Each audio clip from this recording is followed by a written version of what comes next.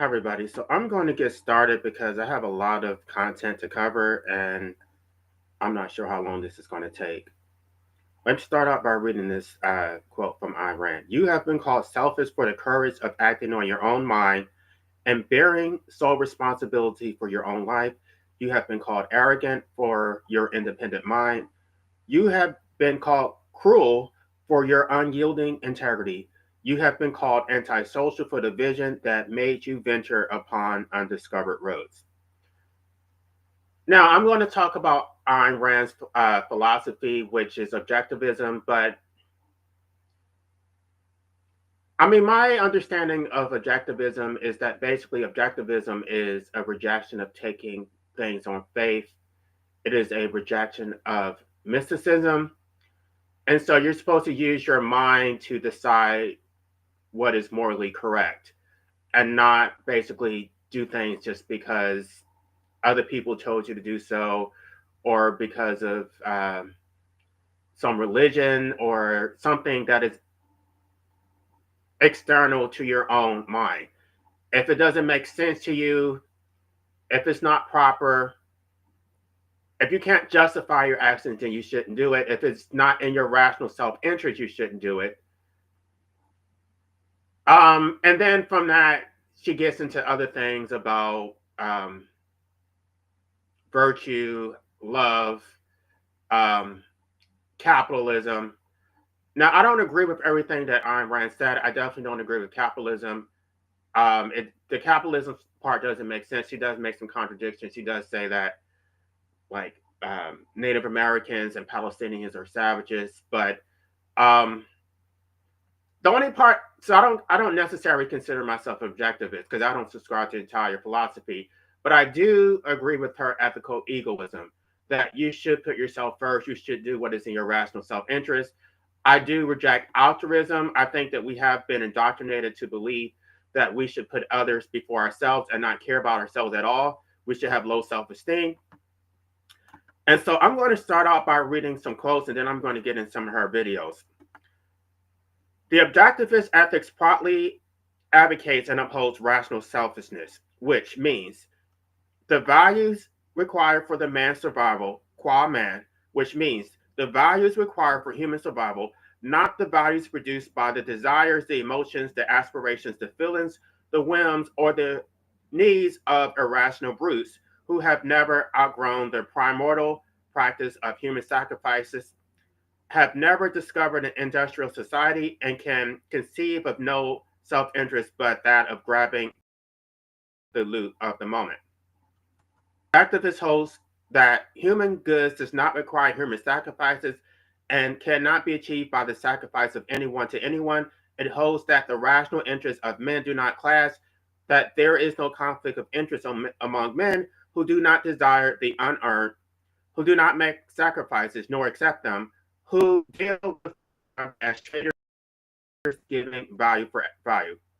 Now, when she talks about the irrational brutes, I'm going to get into our clip, but I'm basically going to give you the cliff notes if you guys don't listen to the entire live stream. She basically calls it cannibalism, that you have no right to live for yourself.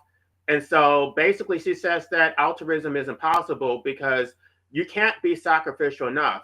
You you really should get to the point that you face your own starvation. Really, she says that you should basically be giving away your leg away because somebody may want to eat your leg. So you have no right to your own leg. You have no right to your own clothing. You have no right to your own housing. You should always put others first. She says that it's impossible. It's a race to the bottom. And she basically says that it's evil because it's an indoctrination to think that you should not care about yourself and you should only care about others.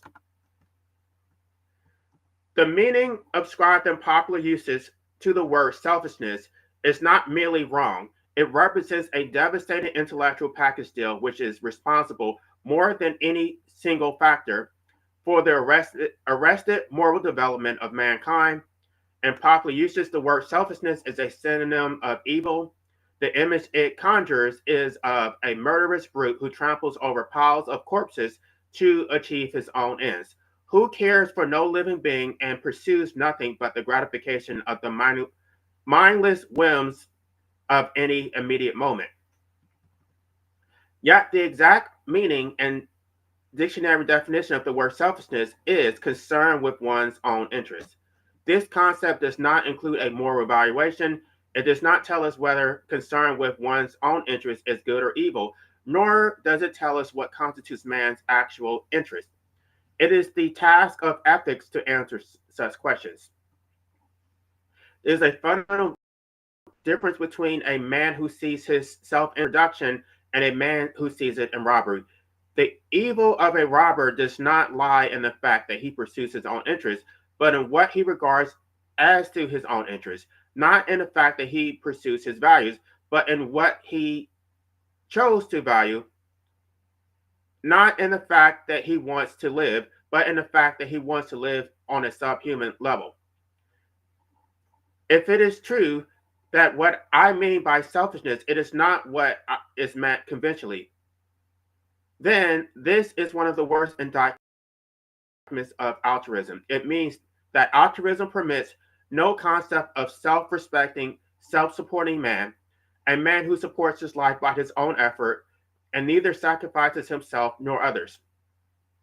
It means that altruism permits no view of men except as sacrificial animals and profiteers on sacrifice and victims and parasites, that it permits no concept of benevolent coexistence among men, that it permits no concept of justice. To redeem both man and morality, it is the concept of selfishness that one has to redeem.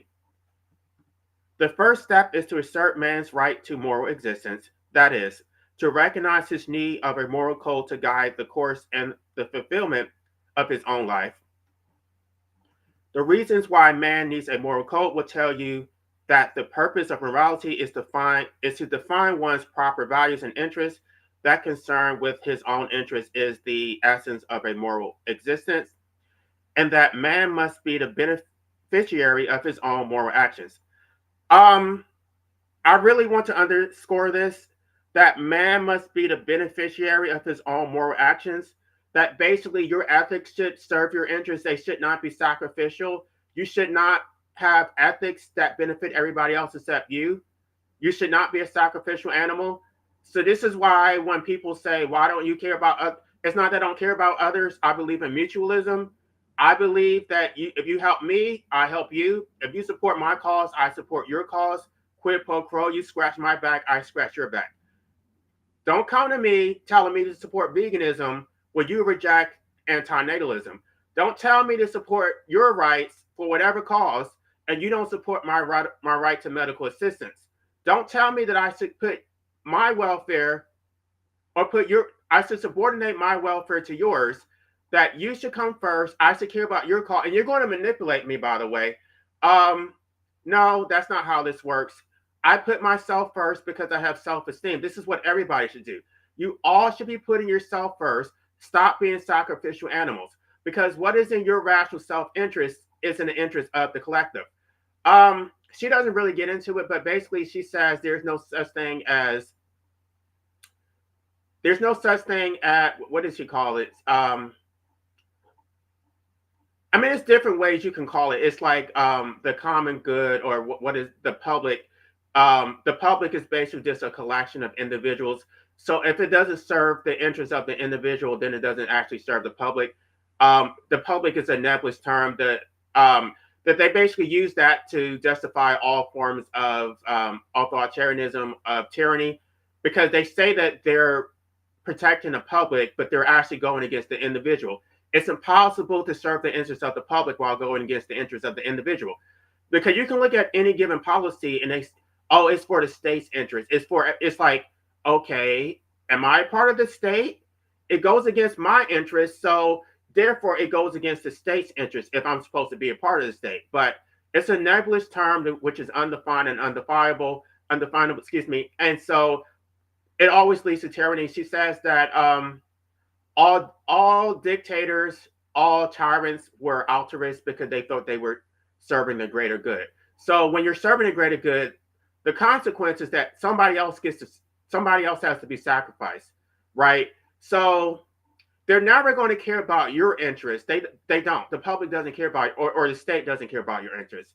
The only people who can't, you should care about your interests if nobody else does, right? Um, you don't have to be manipulated to go along with it. Of course, they have force on their side, but that doesn't mean that you have to accept it. You still shouldn't. I mean, because they're going. I'm not sure. I have several clips. I'm not sure that she goes into all of it, but basically, she goes into Immanuel Kant, but it's also Christianity that you're your brother's keeper. You sacrifice, turn the other cheek, put everybody before yourself. Um, this is an ethic. This is an ethic of masochism, of cannibalism, of destruction, of the erosion of self-esteem.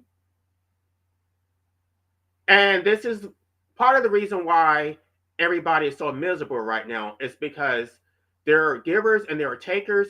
The people, they're going to manipulate because they want you to give till you can't give anymore. You're basically going to be sawing off your own leg to feed somebody else because you don't need your leg and they need it more than you do.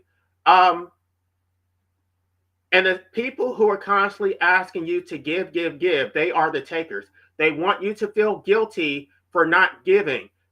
You've already given, and there's no reciprocity, but they want you to continue giving. And they're not the ones who are giving, by the way. They want to tell you that you should give while they're the ones who are taking. Um, there have been situations where I have money. I mean, I had little money, and like I gave somebody my like $5. I probably had 20, but I gave him because that's when I was still Christian. I gave him $5. He's like, "This, that's all you got? Like that's it?" I didn't have to give you that. In fact, if you don't appreciate the $5 I gave you, then you can give it back to me.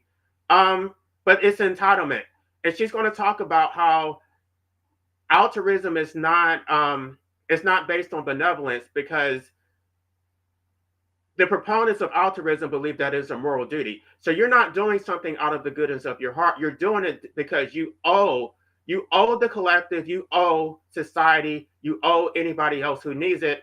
And so basically everyone becomes a slave. Everybody becomes a slave to each other. You have no right to live for your own benefit because you always have to put every other people first.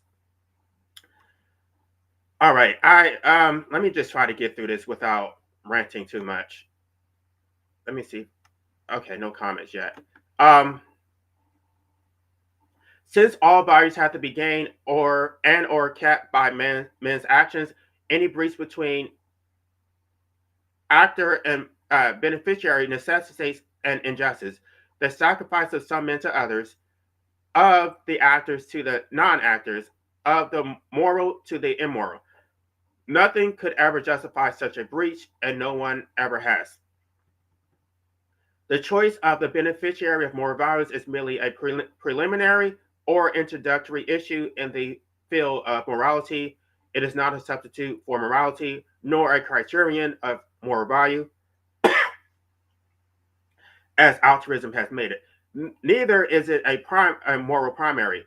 It has to be derived from and validated by the fundamental premises of a moral system. The objectivist ethics holds that the actor must always be the beneficiary of his action and that man must act for his own rational self-interest, but his right to do so is derived from his nature as man and from the function of moral values in human life, and therefore is applicable only in the context of a rational, objectively demonstrated and validated code of moral principles which define and determine his actual self-interest. It is not a license to do as he pleases, and it is not applicable to the altruist image of a selfish brute, nor to any man motivated by irrational emotions, feelings, urges, wishes, or whims. This is said as a warning against the kind of Nietzschean egoists who, in fact, are a product of the altruist morality and represent the other side of the altruist coin. I've already talked about Nietzsche. Um, I'm not going to bore you with that. The will to power, overcoming. I reject that. Jordan Peterson seems to be a huge fan of Nietzsche. The men who believe that any action regardless of its nature is good if it is intended for one's own benefit. Just as the satisfaction of the irrational desires of others is not a criterion of moral value, neither is the satisfaction of one's own rational desires. Morality is not a contest of whims. A similar type of error is committed by the man who declares that since man must be guided by his own independent judgment, any action he chooses to take is moral if he chooses it. One's own independent judgment is the means by which he must choose one's actions, but it is not a moral criterion nor a moral validation. Only reference to a demonstrable principle can validate one's choices, just as man cannot survive by any random means, but must discover and practice the principles which his survival requires. So man's self-interest cannot be determined by blind desires or random whims, but must be discovered and achieved by the guidance of rational principles. This is why the objectivist ethics is a morality of rational self-interest or of rational selfishness. Since selfishness is a concern with one's own interests, the objectivist ethics uses that concept in exact and purest sense. It is not a concept that one can surrender to man's man's enemies, nor to the unthinking misconceptions, distortions, prejudices, and fears of the ignorant and the irrational. The attack on selfishness is an attack on man's self-esteem. To surrender one is to surrender the other, right? It's an attack on your self-esteem, and the goal of the altruist is to make you feel guilty, right? Guilt is the stock and trade of altruism. It is the only currency they can negotiate with. You should always feel guilty. It is a manipulation. It's an attack on your psyche, and I would say it's a choice to give into it, but it's really not a choice because you have been indoctrinated from childhood. Your parents, society, religion have told you this. So if nobody's ever told you anything differently, then that is what you're going to believe. Until I stumbled on this, I thought it was wrong to be selfish. My mom always said if I didn't do whatever she wanted me to do, if I didn't always put her needs first, if I didn't sacrifice myself to her, I was being selfish. I was always told being selfish was wrong. So anytime somebody wanted to take advantage of me, if they wanted to borrow money or what, and of course, when they say borrow, they never intend to pay it back. But I never thought I had the right to say no, because they would just say, "Oh, you're being selfish," and I would feel guilty, like I was a bad person. So I would give them the money, and of course, they didn't pay me back. But it's like they set you up for failure because they told you that this is the way you're supposed to exist. You're supposed to just give, give, give. You're supposed to help everybody else. It's wrong to put yourself first. So if your parents never taught you that it was right to put yourself first, then that is the way you're going to live your life. It's not, I mean, I was already in my 30s when I learned that selfishness was actually a virtue. I probably would still be believing that if I didn't stumble on Iran. Again, I'm not saying that I'm an objectivist. I'm just the only part that I accept is her ethical egoism. Um, I do agree with some of her concepts about the role of government and things like that. I don't agree with capitalism. Do you ask what moral obligation I owe to my fellow men? None, except the obligation I owe to myself. Excuse me. To material objects and to all of existence, rationality. I deal with men as my nature and their demands by means of reason. I seek or desire nothing from them except such relations as they care to enter or of their own voluntary choice. It is only with their mind that I can deal and only for my own self-interest. When they see that my interest coincides with theirs, when they don't, I enter no relationship. I let disinterest go their way, and I do not swerve from mine. I win by means of nothing but logic, and I surrender to nothing but logic. I do not surrender my reason or deal with men who surrender theirs. Men have been taught that the ego is the synonym of evil, and selfishness is the ideal of virtue. But the creator is the egoist in the absolute sense. And the selfishness man, the selfish man is the one who does not think, feel, judge, or act. These are functions of the self. Here, the basic reversal is most deadly. The issue has been perverted, and man has been left no alternative, no freedom. As poles of good and evil, he was offered two conceptions: egoism and altruism. Egoism was held to mean the sacrifice of others to self, altruism, the sacrifice of self to others. This tied man irrevocably to other men and left him nothing but a choice of pain, his own pain borne for the sake of others, or pain inflicted upon others for the sake of self.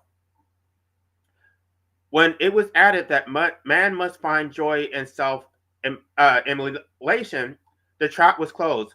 Man was forced to accept masochism as his ideal under the threat that sadism was his only alternative. This was the greatest fraud ever perpetuated on mankind. This was the device by which dependence and suffering was perpetuated as fundamentals of life. The choice is not self-sacrifice or domination. The choice is independence or dependence. The code of the creator or the code of the second-hander. This is the basic issue. It rests on the alternative of life or death. The code of the creator is built on the needs of the reasoning mind, which allows man to survive. The code of the second-hander is built on the needs of a mind incapable of survival. All that which proceeds from man's independent ego is good, and that which proceeds from man's dependence upon men is evil. The egoist, in the absolute sense, is not the man who sacrifices others. He is the man who stands above the need of others he is the man who stands above the need of using others in any manner. He does not function through them. He is not concerned with them in any any primary matter. I need to slow down. Not in his arm, not in his motive, not in his thinking, not in his desires, not in the source of his energy. He does not exist for any other man and asks no other man to exist for him. This is the only form of brotherhood and mutual respect possible between men. I keep talking y'all about mutualism. It needs to be reciprocal. Don't ask me to help you if you're not going to help me. I mean, again, I was not always this way. I was very sacrificial. I have grown to be very transactional. If anybody's going to ask me for a favor, you want me to support your cause, then you're going to have to give me something in return. You're going to have to support my cause. I'm not doing this stuff where it's just one-sided, where you just take and extract from me. Those days are over. And I think that you guys should do the exact same thing. And in fact, let me just give you a little quick piece of advice before I continue. Like, for example, if somebody wants to borrow money from you, I want you to know that a lot of times they're not going to pay it back. They have no intention on paying it back. They want you to feel guilty. They want to act like it's such a crisis. It's a state of emergency. If you don't give me this money, my whole world is going to fall apart. So you feel guilty, right? If you have any empathy, you probably would give them the money. Stop doing that. This is what I would advise you to do. Ask for collateral, right? So for example, if somebody wants $200, they need to give you something of value that is worth at least $200. So that way, if they don't pay it back, then you at least get your money. But they're not, even if they have the collateral, they're not going to give it to you because they have no intention on paying it back. And so that nips the whole conversation in the butt. They ask for money, you ask for collateral, right? And I guarantee they're going to say, never mind, never mind. I've done this several times. I used to just give it to them, and I've been screwed over so many times. You ask for collateral, they will stop begging. They're not going to pay it back. They have no intention on paying it back. And they want you to feel guilty. They want you to empathize with them. They want you to be the giver. They are the taker. All right, y'all. So that's my little piece of advice. I'm almost through with these quotes, and then I'm going to get into the videos. The moral purpose of a man's life is the achievement of his own happiness. This does not mean that he is indifferent to all men, that human life is of no value to him, and that he has no reason to help others in an emergency. But it does mean that he does not subordinate his life to the welfare of others, that he does not sacrifice himself to their needs, that the relief of their suffering is not his primary concern, that any help he gives is an exception, not a rule, an act of generosity, not a moral duty. It is marginal and incidental, as disasters are marginal and incidental in a course of human existence, and that value is not disasters or the goal, the first concern and the motive power of his life. Love, friendship, respect, admiration are the emotional response of one man to the virtues of another. Um, I'm going to get into that again. I'm giving guys the cliff notes because she does basically say that nobody's entitled to your love or respect or anything. Like they have to earn it. She was a big fan of Aristotle. Aristotle talked about the three types of friendships slash relationships. They're friendships based on pleasure, utility, and virtue. Um, the former is the only type of friendship that is basically self-sustaining and enduring. If it's based on utility and pleasure, then that's really not going to last. So basically, you should choose your relationships based on virtue. Um, at least your friendships. If you don't have, if your virtues are not in alignment, then you probably shouldn't be calling these people your friends. If it's pleasure, that's fine. Just admit what it is. I've talked about this in other live streams. I don't believe that you can get all these qualities from one person. I don't think it's reasonable. I don't think that one person is your end all be all. I don't think you're going to find a soulmate who's going to give you the pleasure, utilities, and virtue. Like they may have the virtue, but they may not be. They may not give you pleasure or serve utility, or vice versa. Like in any order, in any way you shuffle it, a lot of people are not going to do that. So I think it is unfair to expect that from one person, to expect that person to sacrifice to make you happy. Um, I don't really want to. I mean, this is this a sidebar. I don't really believe in monogamy, but because it's unrealistic to expect one person to just give to you and make you happy and fulfill you. But that's just my personal thing. This has nothing to do with Ayn Rand. But the problem is that a lot of times when people get in these relationships, they do expect that other person to sacrifice and make them happy. This person is supposed to complete you. That person is supposed to be your sacrificial animal, and you're supposed to be theirs. That's not how it works. You're supposed to be a complete human being before you jump into that relationship. And Ayn Rand actually does have a quote. She says, "I represent the proper integration of a complete human being." Which I out of all of her quotes, I do try to live by that. I do try to be the proper integration of a complete human being, and not look for others to validate me or complete me. Now let me start that over again. Love, respect, admiration are the emotional response of one man to the virtues of another. The spiritual payment given in exchange for the personal, selfish pleasure which one man derives from the virtues of another man's character. Only a brute or an altruist would claim that the appreciation of another person's virtue is an act of selflessness. That is as far as one man's own selfish interest and pleasure are concerned. It makes no difference whether one deals with a genius or a fool, whether one meets a hero or a thug, whether one marries an ideal woman or a slut.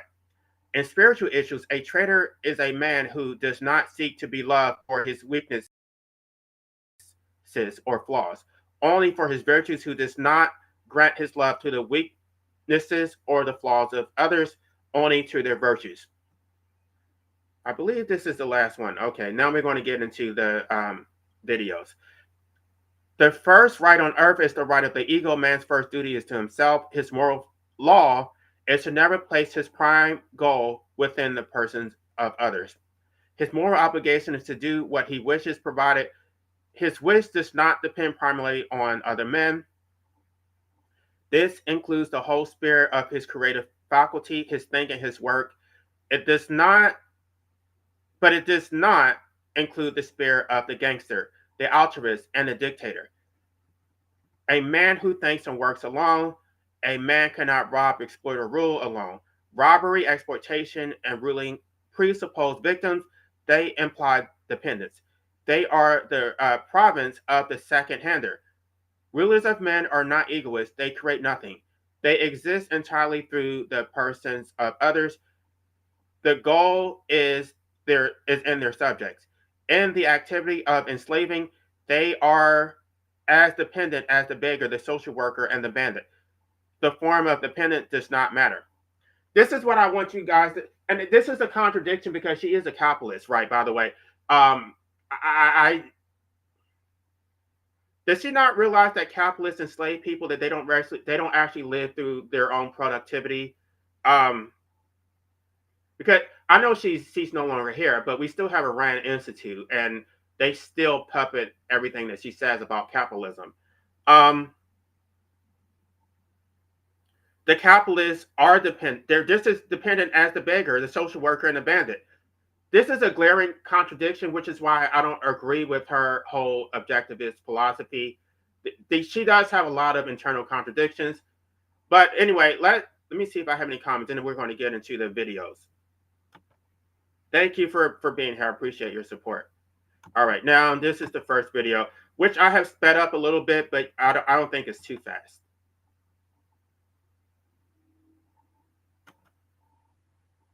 To begin with, Ms. Rand, would you define what altruism is?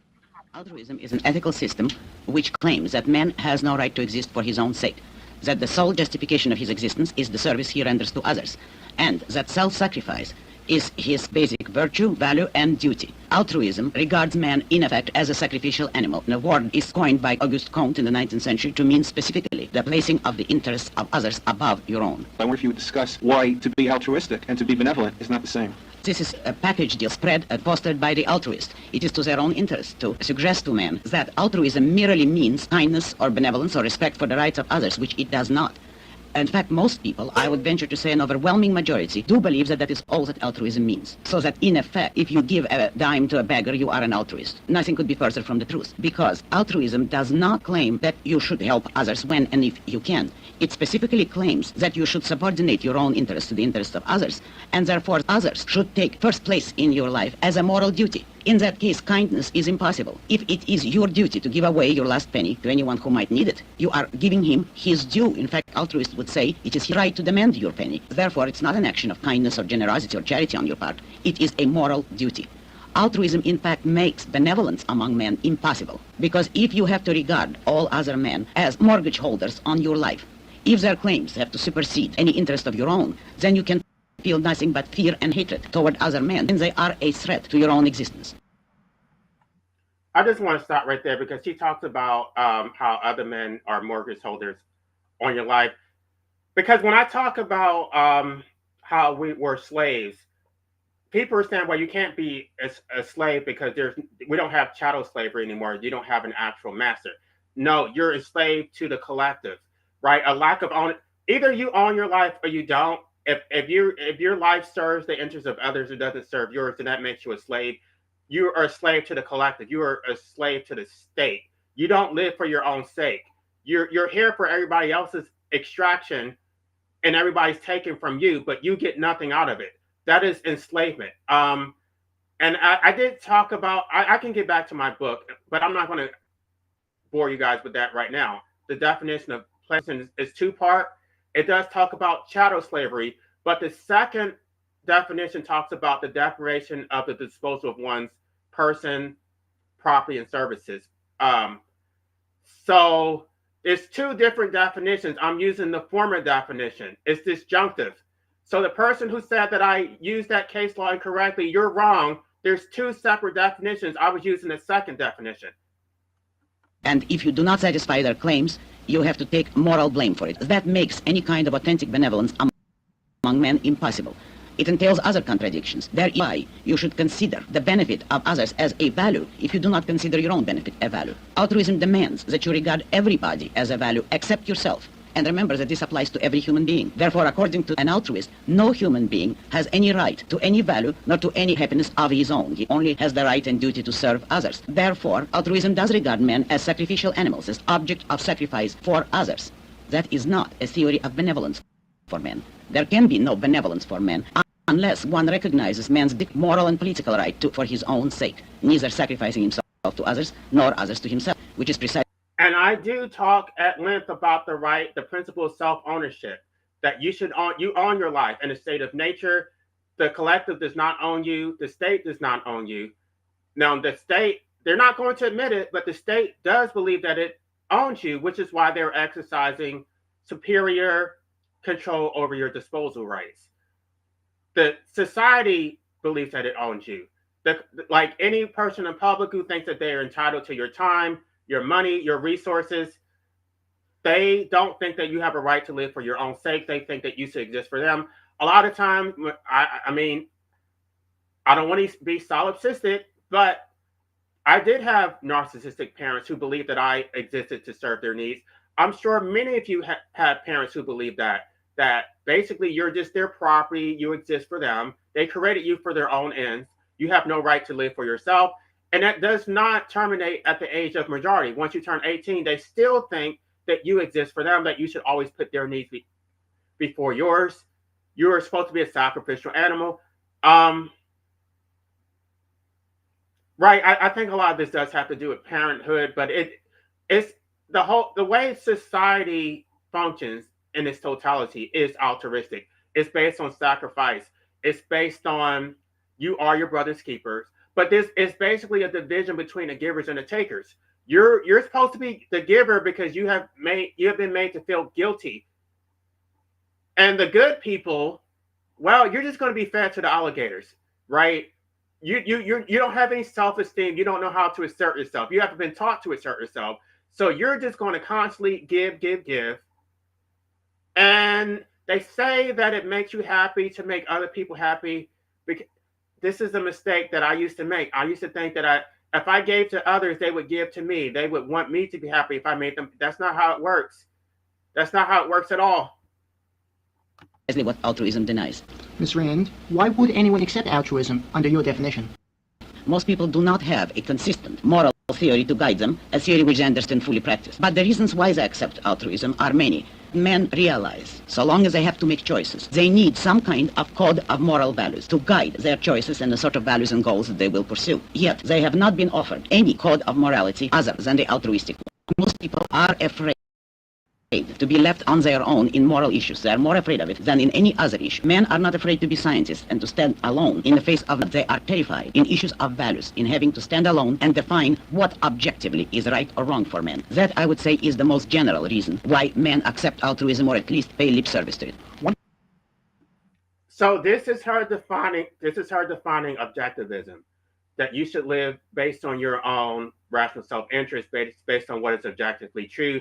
You define your own values. It's not for anybody else to define them for you. A common variant of altruism is the belief that you should give only to those who are less better off than yourself, those who are in need. Your remark is correct. That is what altruists hold. And the result of it is that it makes need, pain, failure, disaster the leading purpose and value in life. In other words, it amounts to the following situation, which you can see politically coming true today. If a man fails for any reason, his own fault or through accidents, gives him a mortgage on the lives, the earnings, the property, the services of those who have not failed. And therefore, the result is a hierarchy of values, of which the zero is the dominant standard. To the extent to which you lack any value at all, personal, spiritual, or material, you have a claim on your betters. To the extent to which a man has achieved values, he is the sacrificial animal for any zero holder. A man who is a full altruist would have to find a cannibal village and offer himself as a meal, because that would be the only way in which he could make a total sacrifice for the sake of others, deriving nothing in return. A total altruist is in a contradiction every time he eats, because that morsel of food may be needed by someone else.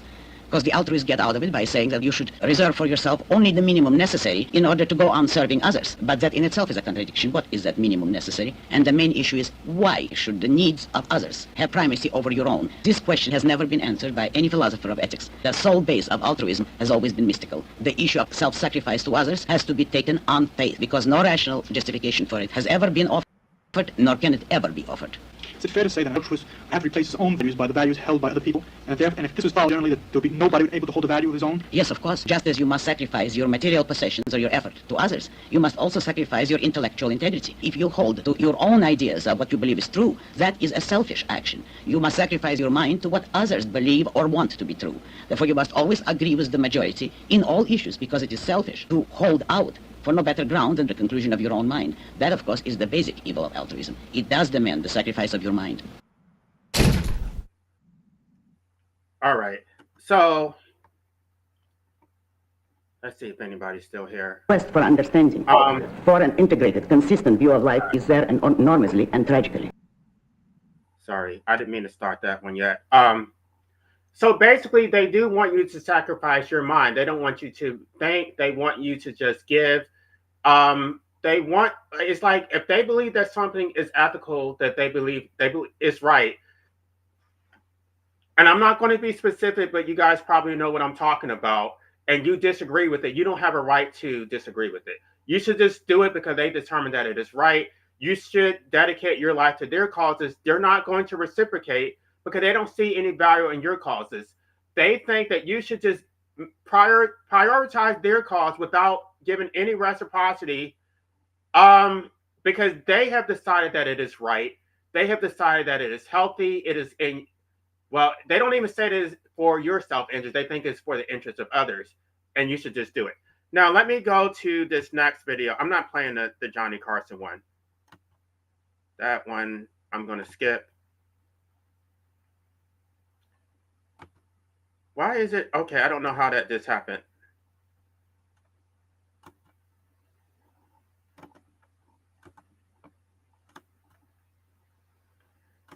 Okay. Make sure it's okay, y'all can see it. Great. I would like to make it larger, though. Let me just play it, because I don't want to. Does man should he have any concern for other men? You say individual, you say... Concern is a very loose term. What would you mean by it?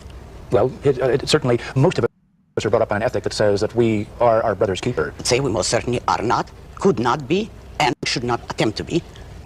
The only concern men should have for other men is respect for their rights. A man should never expect another man to sacrifice for him, nor should he sacrifice himself for other men. So y'all heard that live stream last night? Where he were like,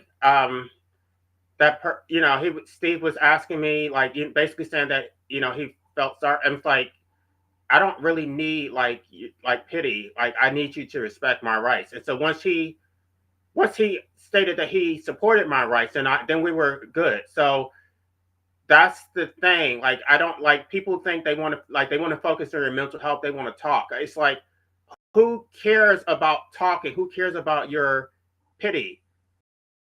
Respect my rights. That's all I'm asking. The independence and the rights of others, and never take part in any form of enslavement, political enslavement. But outside of that, he's not responsible for other men and should never. Let me just say this: political enslavement. Through democracy, the collectors have decided that you are forced to exist. They don't have a right to do that. It is political enslavement. Just because it's not chattel slavery does not mean that it's not political enslavement or it's not existential enslavement. Never permit them to assume the role of responsibility for him. He should not submit to force nor exercise force. He should not ask others to leave for his sake, nor should he ever leave for the sake of others. He should treat others as traders. But that is, if two men agree on a given deal or they want to cooperate, that's fine. They trade value for value voluntarily, without sacrifice on either part. They both serve their rational self-interest if they deal with each other. If they don't want to deal with each other, they should not be forced to. And you place the emphasis upon rational and their rational self-interest. Oh, yes, certainly. I place that emphasis on everything. Yes. Because that which is proper for you on a rational basis cannot be proper for you on any other basis. And therefore, all your rights rest on your nature as a rational being. If you want to claim any kind of rights, you cannot claim them for your feelings, only for your mind. And the actions I regard as moral are only the ones based on rational goals and rational motives. The others are immoral in your philosophy? Totally immoral. You mean those, the actions that are not which, based upon reason? Yes. So that charity, in this sense, based upon emotion, would not be moral? Charity is a very marginal issue. One of my main tenets is that charity should never be a duty. And when you want to help someone else, it is proper, it's not evil, provided you do it on the basis of his value. Because he's a good person who suffers through no fault of his own, because he's a friend of yours, because he's a victim of injustice. Those are all helping values. But never, if you grant a man charity on the ground of his flaws, his not accidental misfortune, but a misfortune brought about by his own evil, then that kind of help I do regard as evil. How does the concept of love for one another, fit into this philosophy? Shall we start? I'm going to stop that because I want to play the other clip where she talks about love. I have 2 more clips, and then we're going to be done with this live stream. Because you've earned your money. You have to feel guilty and apologize for it, while he hasn't and doesn't intend to learn from you. He just wants your money. That's what we're being taught. Why are we being taught? Because the ruling philosopher today, in Harvard and everywhere else, is Immanuel Kant. And that's the real villain of our age. It's not Karl Marx. You mean he's the one, huh? He is the one. Kant is the one. Okay. It's not Karl Marx, and it's not even religion. So I do not approve of religion. So she's talking about this from a philosophical standpoint. Immanuel Kant has this whole philosophy of transcendentalism, that basically we can't know objective reality. Everything is subjective. We can't know anything. And because of, according to Kant, we don't have any objective morality or philosophy. Everything is just so mushy. And so she's basically saying that there is an objective reality. You can use your own mind to perceive what is rational and what is correct. Religionists, but those are not the villains. The villains is Immanuel Kant, who preached that man's mind is not valid, that the things you perceive there, they're not real. Things in themselves, as he preached, are something which exist in another dimension. Your world is only phenomenal, as he called it, and then there is this noumenal world, which you cannot perceive in any way whatever, and that noumenal world is the true reality. Only you can't perceive it, so you better live here on earth and do your duty. And your duty is some kind of voice that comes from these other dimensions, which you can't know. Well, how does he know? He doesn't tell you, but he tells you that morally you have to do your duty. What does your duty consist of? Of doing things in which you can take no possible interest and no advantage to yourself. You know that he is even worse than an altruist. An altruist would tell you, you shouldn't be happy, but you should sacrifice for other people, and then you're moral. Kant goes beyond it. He says, if you do things because you have any goal whatever, even the welfare of others, your action is not moral. Or as he puts it, action is not moral. Or as he puts it has no moral significance. To be truly moral, you should do things out of which you get nothing whatever, neither for yourself nor for others. If you can achieve that kind of being a total zero, offered for being eaten by any cannibal, then you're moral. Now that's the philosopher who rules today's life.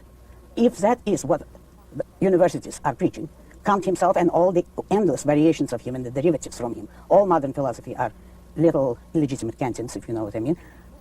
If that's what children are taught, once they leave college, what do they bring to life? What you see today. We're kind of reaching the visible climax of Kantianism. They're big dope. They try to kill their mind in every way possible. They leave range of the moment. They have no values, no goals, and no selfishness. Well, they're terribly unselfish because they haven't got one independent idea in the world. Tell me the value of selfishness. Use another word, self-esteem. The value of selfishness is that you esteem yourself as a value, that you live according to your nature, which means by the judgment of your own mind, and you respect your own mind, you respect your own ability to do the right thing. Therefore, you respect the possibility of being a morally virtuous person, and you regard yourself as a value. Right, this is the thing. So you have to have self-esteem. You have to believe in your own mind. It doesn't matter how many people tell you that you're wrong. If you have self-esteem, you have conviction. I can go up on a panel of 8 or 10 people, or how many people, or whatever is, or a room full of people who disagree with me. If I have self-esteem, it doesn't matter what they think. I know that I'm right. It doesn't matter. They tell me that I'm stupid. I don't care.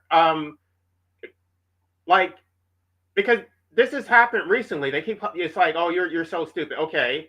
Is that an argument, or is that an ad hominem? I mean, a lot of times people will make personal attacks, but at the end of the day, if you do have self-esteem, You don't have to sacrifice your values to theirs. Just because you're a minority. I can't remember who said it. Somebody said a man with courage, something to the fact that one man with courage has a majority over a million with courage or without courage or something like that. Like, it doesn't matter that it's an appeal to popularity to think that just because you're outnumbered that you're wrong. You're not wrong. Eventually, hopefully they will come around to see your side of view or your point. You have to articulate, you have to express it. But even if that group of people don't agree with you, it's like other people may be listening and they may say, no, those 100 million people were wrong. You were right. A lot of times when you hear ideas, when they're first articulated, it sounds ridiculous because of the age in which you were born, right? Nobody thinks that way. But maybe 100, 200, or 200 years down the road, then people come to accept it. So it doesn't matter how absurd it sounds. If you have self-esteem, then you should stand firm. Don't let anybody change your mind on what you know is objectively true. Worth preserving. Let me bring it down from Kant a little bit to a bromide that I had drummed into me as a child, and maybe you've heard it. Happiness comes from making other people happy. Oh, yes, I've heard it. Who hasn't heard it? And that's the trouble. Let's aim at the day when people will not hear it anymore. Because it isn't true, it isn't justifiable, and the first question you would have to ask is, why? Why is it good to want others to be happy, but not yourself? And I suppose you will be told that, well, but they will work for your happiness and not their own. Well, it's like an exchange of Christmas presents that neither party wants, but that you have to exchange presents and you're not allowed morally to do something for yourself. Whereas what? I don't know if you've ever had that whole what is it called? The Santa, I forget what it's called. Anyway, where you're at work and everybody's supposed to get another worker a gift, and then you make an effort to make sure that you get somebody a nice gift, and then it's like you always get the shitty gift. Stop doing that. Stop doing that, because you would be better off saving your money and buying yourself the gift that you actually want. They're not making any effort and they don't give a shit. So they get your gift and they're so happy because you actually made an effort, and they made no effort at all. They got you a piece of shit gift. Stop doing that. It's not reciprocal. They don't care. In theory, you would think that people would, make an effort and everybody would benefit. But no, you know how this turns out. You know how it turns out the same way every single time. What I say, you can make others happy when and if those others mean something to you selfishly. If you love them, then you want to make them happy. Fine. If you don't love them, that's not a moral crime. You don't have to love everybody. You cannot love everybody because it's a meaningless expression. You can love only those whom you value, and if they contribute to your happiness, you contribute to theirs. That's fine. But each one of you has to be selfish about it. Supposing somebody were in love with you and said, I love you because you're so bad, so I sacrifice myself and I'm going to love you. Would you accept that, or would you say it's the most easier? That's the most insulting thing anyone could have said to you, and yet that's what altruism would demand. And there is a great Russian writer who tried to practice it, Dostoevsky, who did poor, stupid little seamstress, whom he didn't love at all, out of the desire to make her happy. See, the end of it was she committed suicide. Now that is an altruist practice. That's what altruism leads to. How about it's more blessed to give than to receive? Well, that's obviously the welfare state. That's a clearly motivated slogan. To please give me something and you'll be blessed, but I will keep your material goods. Now, you don't mind getting presents, do you? Yes, I do. Do you really? Only from the people whom I love, or friends, or my husband. But that's what I mean. Yes, that I like, but from strangers I don't accept them. No, but within your family and the people that you care deeply about, you would give them a present too. Oh, yes, certainly. When I wanted to, but I wouldn't consider that a moral duty. Okay, I had one last clip, which I didn't. Let me see if it's at the right place.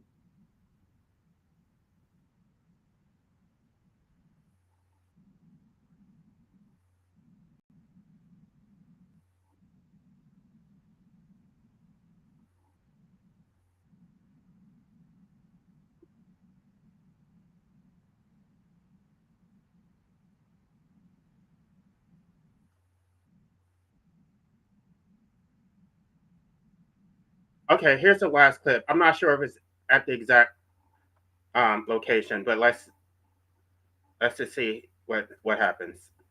God. Are these accurate criticisms? Yes, I agree with the facts, but not the estimate of this criticism.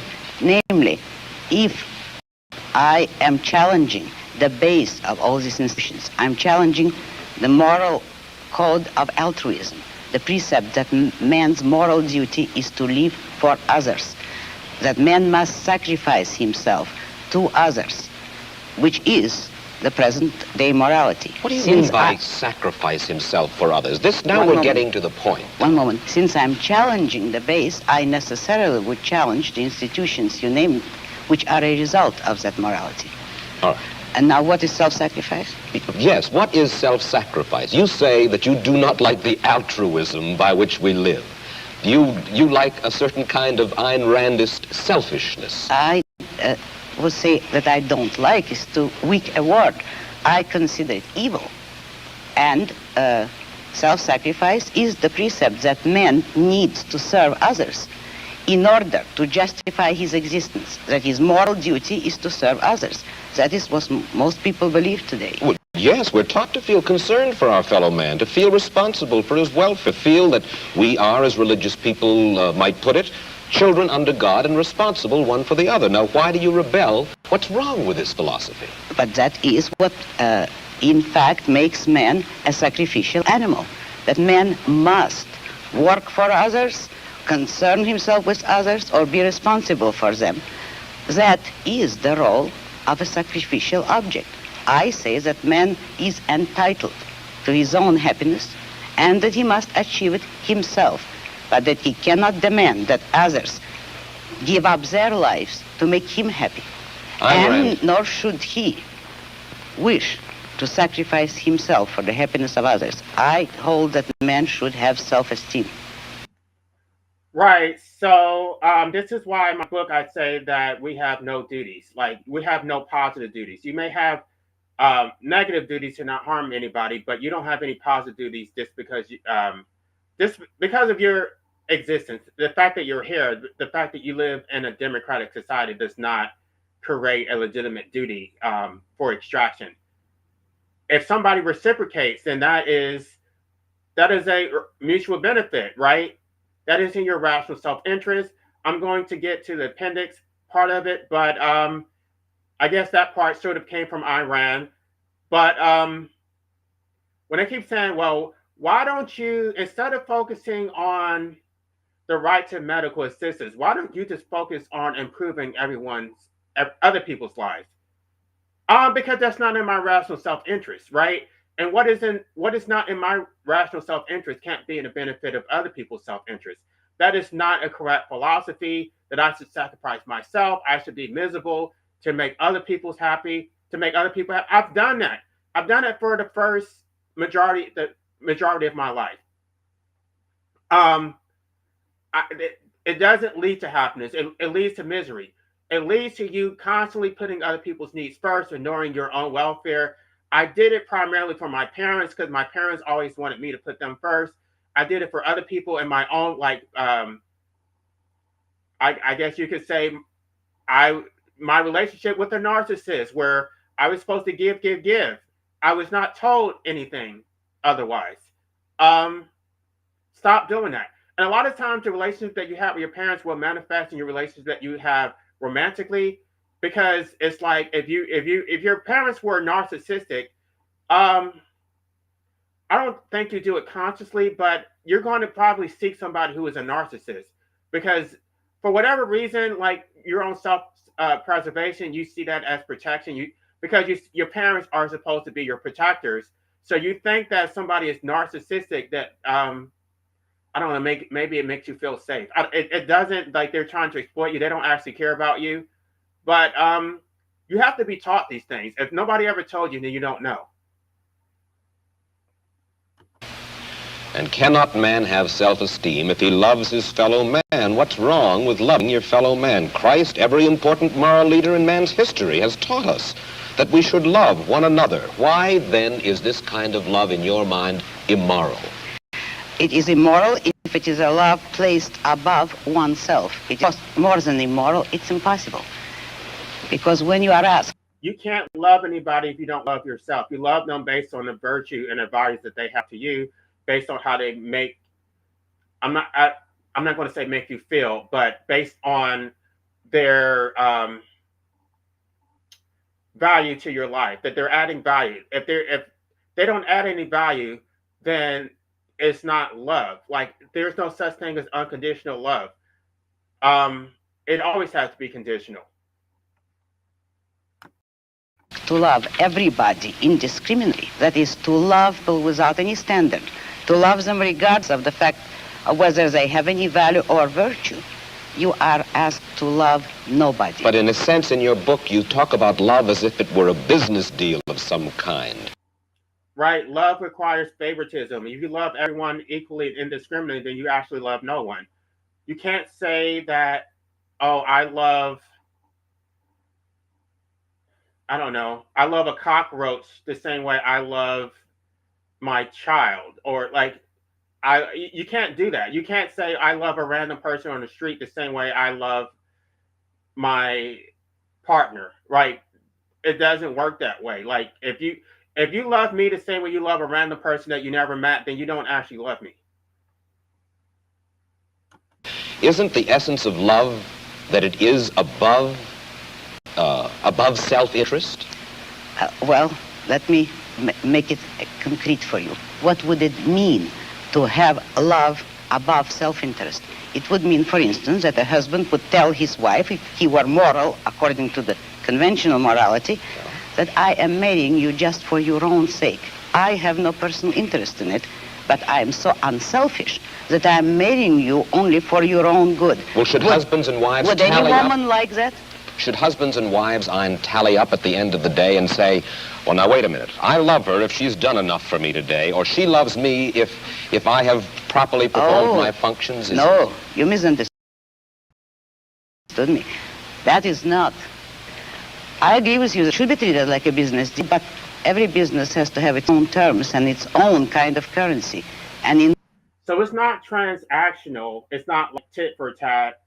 You made the bed, I washed the dishes. It's more like, do you love the totality of that person? Is that person a good person? Do you love their ethics, their virtue, the way they treat you? So even if they make a mistake, it doesn't mean like, oh, I'm going to divorce this person. Like, overall, do you actually love this person? Do they actually have value to your life? Love, the currency is virtue. You love people not for what you do for them or what they do for you. You love them for the values, the virtues which they have achieved in their own character. You don't love causelessly. You don't love everybody indiscriminately. You love only those who deserve it. And then if a man is weak or a woman... But okay, I'm going to keep going because he's about to make a point that I've been saying many times. ...is weak, then he is beyond love. He certainly does not deserve it. He certainly is beyond. He can always correct it. Man has free will. If a man wants love, he should correct his weaknesses or his flaws, and he may deserve it. But he cannot expect the unearned, neither in love nor in money, neither in matter nor spirit. You have lived in our world, and you recognize the fallibility of human beings. There are very few of us, then, in this world, by your standards, who are worthy of love. Unfortunately, yes, very few. But it is open to everybody to make themselves worthy of it, and that is all that my morality offers them. If they will a way to make themselves worthy of love, although that's not the primary motive. Right, but this doesn't only apply to love. It's like anytime somebody's asking for your favor, they want you to do something for them, they want you to respect them, whatever it is, they are not entitled, or they want your attention, they're not entitled to that. They have to earn it, right? Because there's this whole misconception that they're entitled to your respect for your time. It's like, no. What virtue? What are you offering? And what do I get out of this? Right? If you want me to debate you, what am I like? This benefits you. You want me to do whatever you want me to do. It has to be in your rational self-interest. If it's only in their interest, then you shouldn't do it. Let's move ahead. And specifically, let me just backtrack a little bit. When I was talking about their causes, They want you to support their cause, but they're not going to support yours. They have not earned your support. How does your philosophy translate itself into the world of politics? Now, one of the principal achievements of this country in the past 20 years particularly, I think most people agree, is the gradual growth of social... All right, I'm probably going to stop there because she's getting into economics. Basically, a public policy of self-sacrifice destroys whole countries. This is something that the Rand Institute talks about, but I really don't want to get into economics. But I hope you guys get the gist. It's not wrong to be selfish. It is wrong to exploit. It's wrong to extract. But you should put yourself above others because they are putting themselves before you. The difference is that they're putting themselves above you, and they think that you should also put them above yourself. So they want to extract, and they think that you should give. That's not how it works. It should be mutual. You should care about those who care about you. If they don't care about you, you don't have to care about them. This is like, because I probably a while back I asked like, what is the basis of obeying your parents? And I was like, and I gave several. It was a poll, and I gave several choices. And I said, basically, I was asking, is the basis of your obedience to your parents the fact that they love you? And I don't think they really agree with me. They, or that they, like, because you do it thinking that they're concerned with your welfare. And it's like, I don't think that's how it really works. I think your parents a lot of times just think that I'm your parent, I'm your master, you're my slave. You should do it because I'm above you. It doesn't matter whether it's for your protection, whether it's correct. You should just do it because I say so. It doesn't matter if I'm contradicting myself. I'm above you. You should just do it. You guys, I'm glad that there's more people coming in, but unfortunately, I'm pretty much done. So you guys can catch the replay and post some comments, but I'm pretty much out of content unless somebody wants to come up here and talk or something. I mean, I can post a link, but I don't know if anybody's going to come up.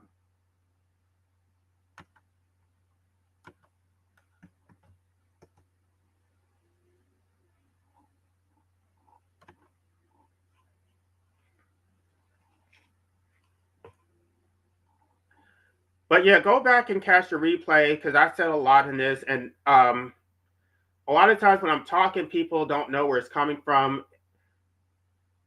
Most of the things that I'm saying comes from some type of philosopher. I listen to a lot of them. Ayn Rand is a big influence on the things that I say. She's not the only one. I mean, I wouldn't even say she's a primary one, but people like David Hume, Aristotle, Schopenhauer, right? I'm not, a lot of times when I'm speaking, I'm not making these things up. It came from somewhere. So it's like, maybe, I don't know, if you think that I'm wrong, then you can maybe ask, like, where did you get that idea? And I probably could tell you. I don't think anybody's going to come up. So I'm just trying to stall a little bit, but I don't have anything else to say. All right, y'all. Thank y'all for listening. Have a good day. I do have I have plenty of content. So I will probably be back tomorrow or over the weekend.